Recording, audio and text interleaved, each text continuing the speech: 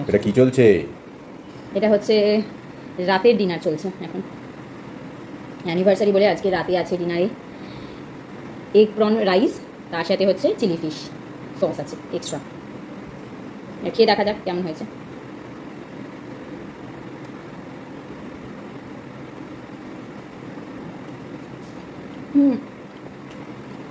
রাইসের কোয়ান্টিটি ঠিকই আছে, কিন্তু প্রনের কোয়ান্টিটি নিয়ে আমার যথেষ্ট সন্দেহ আছে। একটু চিলি ফিশটা খাই।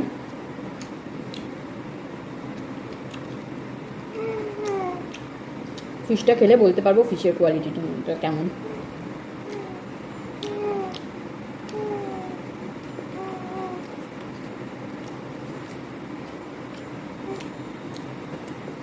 মনে তো হচ্ছে ভেটকি মাছই দিয়েছে, বুঝতে পারছি না।